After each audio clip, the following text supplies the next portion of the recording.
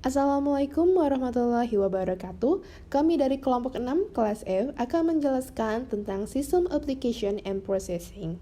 Sebelum masuk ke materi, kami akan memperkenalkan anggota kelompok kami. Kami beranggotakan 7 orang. Yang pertama ada Gani Dwi Nur Aziza dengan NIM 332, Anissa, saya sendiri, dengan NIM 333, Della Ardana, NIM 345, Nadia Puspita, 344, Siva Dinia, 349, Maudina Kanti, 363, dan terakhir ada Moh Jauhari, 395. Poin pertama tentang pengenalan SAP. Saat ini berjalannya suatu perusahaan memang sangat membutuhkan banyak elemen yang penting. Sehingga perlu suatu hal yang menjadi alat manajemen yang sangat mudah digunakan, namun tetap bisa mengatur segala hal yang berkaitan dengan keberlangsungan perusahaan.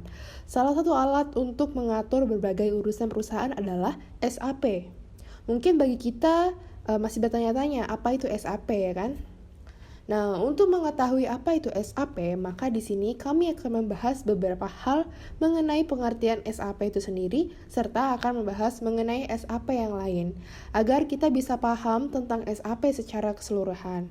SAP adalah singkatan System Application and Processing yang jika bahasa Indonesianya berarti aplikasi sistem dan pemrosesan. Nah, pengertiannya adalah suatu aplikasi atau biasa disebut dengan software SAP yang mana memiliki fungsi sebagai pengatur sistem yang ada pada perusahaan serta bagaimana pemrosesan keberlangsungan suatu perusahaan dan bisnis. SAP merupakan suatu aplikasi yang bisa melakukan integrasi berbagai kebutuhan dan berbagai hubungan dalam operasional perusahaan dan juga bisnis. SAP dinilai menjadi alat yang sangat membantu sebab berbagai hal yang berkaitan dengan operasional perusahaan terintegrasi dalam satu software saja, sehingga pengaturan juga akan lebih mudah dibandingkan dengan menggunakan cara yang manual. Dengan menggunakan SAP ini juga, semua yang menjadi operasi perusahaan menjadi transparan, sehingga semua yang terlibat dalam operasional perusahaan di bidang SAP menjadi tahu dan bisa melakukan pengawasan yang ketat, sehingga perusahaan bisa berjalan dengan baik. Sekian penjelasan dari saya, selanjutnya akan dijelaskan oleh Nadia Puspita. Baik, berikutnya saya akan menjelaskan tentang pengertian dari SAP dan beberapa hal mengenai SAP. Apa sih SAP itu? Apakah Anda pernah mendengar istilah tersebut? Bagi beberapa orang, mungkin akan menganggap SAP dalam bidang akuntansi, sedangkan pada bidang lain akan beranggapan tentang data processing. Maka dari itu, kali ini Put Up Academy akan membagikan kepada Anda tentang SAP. Jadi, SAP atau System Application and Processing adalah sebuah aplikasi perangkat lunak atau software yang sering digunakan oleh perusahaan-perusahaan besar untuk melakukan integrasi pada bisnis. Apa saja fungsi dan kegunaan pada software SAP tersebut? Apa keunggulannya? Hingga bagaimana cara menggunakannya, itu semua akan dibahas pada PowerPoint ini. SAP adalah aplikasi ERP atau Enterprise Resource Planning terbesar di dunia yang dibuat oleh Jerman. ERP merupakan sistem integrasi yang ditujukan untuk mendukung kegiatan operasional dalam bisnis. ERP akan mengintegrasikan semua bagian dalam perusahaan sehingga nantinya bisa bekerja sama dengan efektif dan bisa mencapai hasil yang ditargetkan oleh perusahaan. Karena itulah, ERP berperan sangat penting dalam suatu perusahaan. ERP membuat pekerjaan lebih mudah karena hal yang dulunya dikerjakan secara manual, kini bisa dikerjakan secara otomatis. ERP telah menjadi salah satu sumber perusahaan yang harus ada. Aplikasi ERP sebenarnya sangatlah banyak, tapi hampir 80% perusahaan di dunia menggunakan SAP. Begitu pula di Indonesia. Banyak kegiatan bisnis yang telah mengimplementasikannya. Beberapa perusahaan pun telah berpindah menggunakan SAP, sehingga kini keberadaan seseorang yang mengenal SAP sangat diperlukan. Saya Siva akan menjelaskan poin berikutnya mengenai penggunaan SAP secara umum. Setelah mengetahui apa itu SAP, tentunya sudah semakin paham bukan mengenai SAP itu sendiri dan singkatannya. Ya, SAP singkatan dari System Application and Processing. SAP merupakan salah satu aplikasi yang digunakan oleh banyak perusahaan untuk melakukan suatu integrasi atau menghubungkan menjadi satu berbagai persoalan perusahaan yang sangat kompleks. SAP juga diperlukan dalam menyelesaikan persoalan yang tidak dapat diselesaikan dengan cara manual. Di Indonesia sendiri, SAP digunakan pertama kali untuk perusahaan manufacturing yang telah dilakukan sekitar tahun 1990. SAP Indonesia pertama kali digunakan oleh perusahaan Toyota Motor Manufacturing Indonesia dan Indofood. Dengan beberapa perusahaan besar yang telah menggunakan SAP, maka kini perusahaan-perusahaan kecil, perusahaan menengah, dan perusahaan besar lainnya menjadi mengikuti jejak mereka menggunakan SAP. Saat ini banyak sekali perusahaan yang telah menggunakan SAP untuk berjalannya operasional perusahaan. Semua perusahaan menjadi semakin sadar dengan pentingnya SAP dalam mengelola perusahaan, apalagi perusahaan yang sudah besar. Tentu saja persoalan perusahaan akan semakin beragam. Nah, kini SAP telah menjadi salah satu alat yang digunakan oleh perusahaan di Indonesia dari mulai perusahaan kecil hingga besar. Penggunaan SAP di Indonesia sendiri awalnya dibuat untuk perusahaan manufacturing. Nah, kemudian setelah adanya beberapa perusahaan yang menggunakan SAP, perusahaan-perusahaan lain pun mengikuti jejaknya. Perusahaan-perusahaan yang dimaksud antara lain yaitu Daihatsu Motor, Bentol Prima, Pertamina, United Tractor, Telkomsel, Aqua, Bluebird, dan masih banyak perusahaan lainnya. Penerapan modul tiap perusahaan pun beragam, ada yang menggunakan di bagian sel saja, ada pula yang menggunakan di financial accounting. Bisnis perusahaan seperti yang dijelaskan sebelumnya, SAP menjadi salah satu bagian dari berjalannya suatu perusahaan sehingga menjadi sangat penting untuk dipakai. Dengan menggunakan modul yang terintegrasi, maka SAP bisa mencetak perusahaan untuk selalu bersinergi dan integrasi. Sehingga dalam hal tersebut menjadikan pengolahan data lebih mudah untuk digunakan. Nah, SAP itu memiliki fungsi yang sangat baik, yang mana saat ada perubahan suatu modal, maka modal yang lain pun mengikuti atau menyesuaikan sehingga pekerjaan dalam mencetak laporan yang benar pun akan lebih mudah tanpa harus mengutak-atik sendiri dengan cara manual.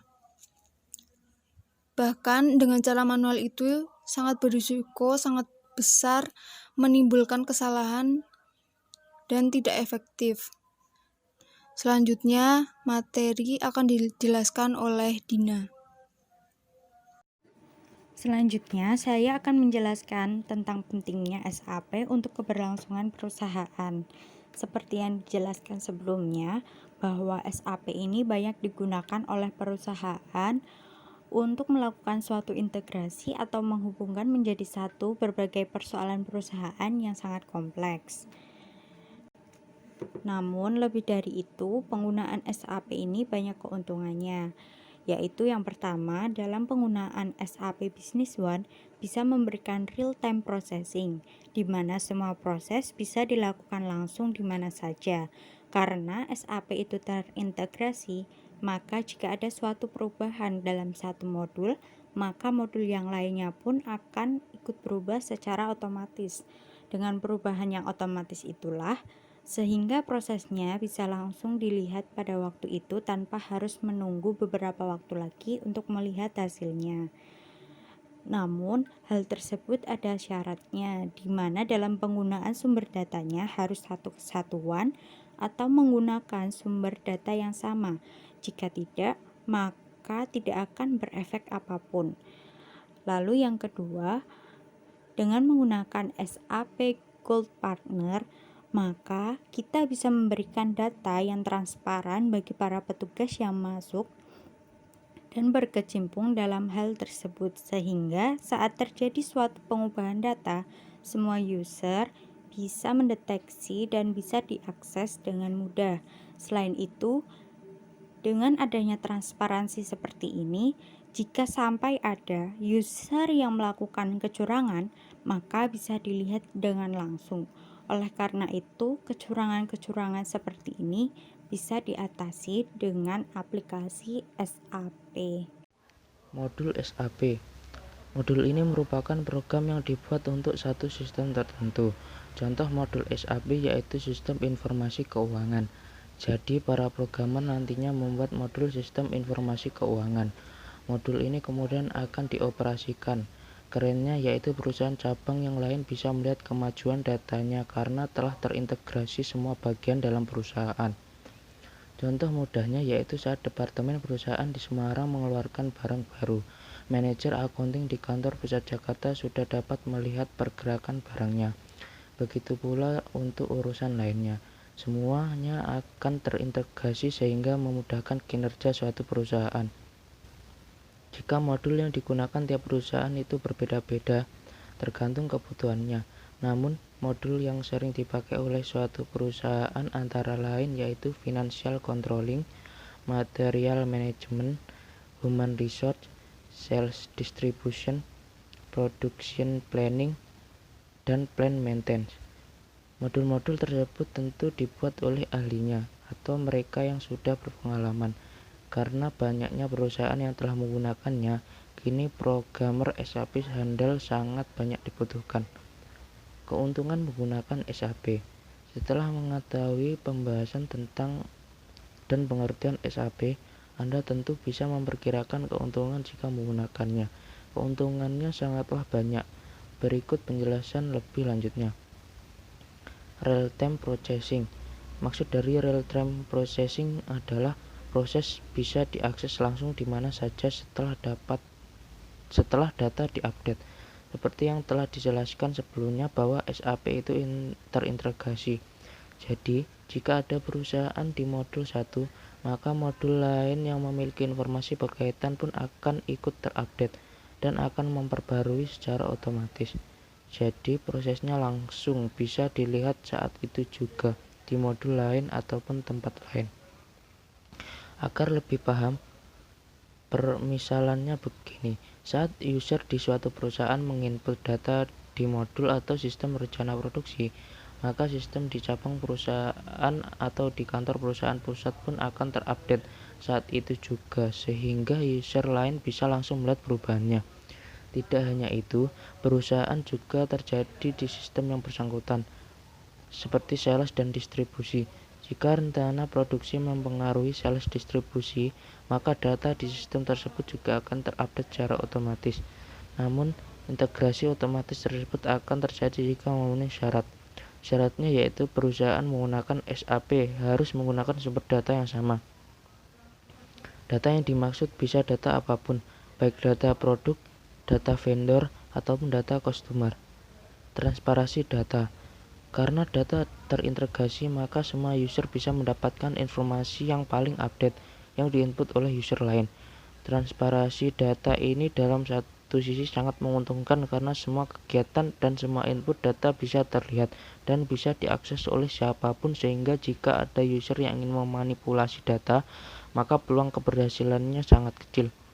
Di sisi lain, hal ini juga tergolong kurang menguntungkan karena hampir semua data bisa diakses sehingga tidak ada yang bisa dirahasiakan. Padahal belum tentu semua user jujur dan memiliki niat yang baik. Namun, apapun kekurangannya, kelebihan atau keuntungan penggunaan SAP lebih menonjol. Jadi banyak yang rela belajar untuk menjadi ahli. Kemudian yang selanjutnya adalah keuntungan menjadi ahli SAP. Banyak orang yang ingin belajar menjadi ahli SAP. Alasan utamanya karena banyak perusahaan yang membutuhkan. Tapi di balik itu ada juga alasan lain yang membuat orang ingin menjadi ahli SAP. Yaitu yang pertama, selalu dibutuhkan. Sebanyak apapun ahli SAP, mereka akan tetap dibutuhkan dan mendapatkan pekerjaan. Jadi jarang ada dari mereka yang menganggur. Apalagi kini sebagian besar perusahaan memerlukan konsultan SAP. Hal tersebut tentunya sangat menguntungkan konsultan. Tidak semua orang bisa menggunakan aplikasi ERP. Karena itu mereka sangat dibutuhkan. Kemudian yang kedua, penghasilan yang cukup tinggi. Untuk menjadi ahli tidaklah mudah. Tidak semua orang bisa melakukannya. Bukan hanya orang yang tahu, tetapi mereka merupakan orang yang bisa mengimplementasikannya. Oleh sebab itulah, ahli SAP mendapatkan penghasilan yang cukup tinggi. Dari segi finansial, seorang ahli tidak akan kekurangan. Kemudian yang selanjutnya, memiliki kedudukan yang cukup tinggi. Dalam suatu perusahaan, seorang konsultan yang ahli memiliki kedudukan atau posisi yang cukup tinggi. Hal ini bukan tanpa alasan, karena mengingat pentingnya dan sedikitnya orang yang mengetahui cara membuat modulnya. Nama saya Adila Ardana Wikandestri, NIM 345. Di sini saya akan menjelaskan cara menjadi ahli SAP. Nah, untuk bisa dikatakan sebagai seorang ahli, syaratnya tidak hanya mengetahui tentang apa itu SAP, tapi juga harus bisa menjalankan sebuah program dan bahkan bisa membuat suatu modul. Dan di sini saya akan menjelaskan dua cara. Yang pertama, belajar sendiri atau belajar secara mandiri. Untuk bisa belajar SAP mandiri, maka Anda perlu masuk di perusahaan yang mengimplementasikannya. Nah, di perusahaan tersebut Anda bisa belajar secara mandiri. User biasanya memang hanya menginput data di modul atau sistem yang sudah disediakan oleh perusahaan. Namun tidak selamanya pengisian tersebut berjalan dengan mulus. Kadang ada error, kadang ada fungsi yang tidak dapat dijalankan. Nah, jika menemukan keadaan yang demikian, Anda bisa belajar memperbaikinya dengan cara searching di Google. Atau lebih baik lagi itu meminta bantuan konsultan secara langsung. Melakukan hal satu ini sama saja dengan Anda ini berjalan lebih lanjut lagi tentang SAP. Memang tidak mendetail, tapi paling tidak Anda ini mengetahui seluk-beluk lebih dalam tentang SAP. Tidak hanya tahu dasarnya saja. Yang kedua itu mengikuti kursus atau training. Belajar sendiri itu prosesnya memakan waktu cukup lama. Dan jika tidak tekun, peluang keberhasilannya itu sangat rendah.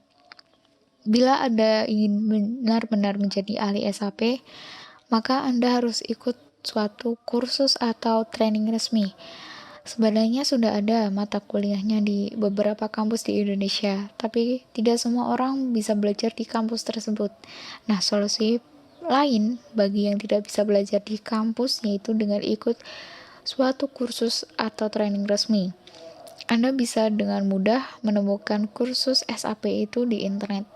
Salah satu tempat kursus yang bisa Anda coba adalah BootUp atau di Monsoon Academy. Sekian penjelasan dari saya, terima kasih. Sekian presentasi dari kelompok kami, kurang lebihnya mohon maaf. Wassalamualaikum warahmatullahi wabarakatuh.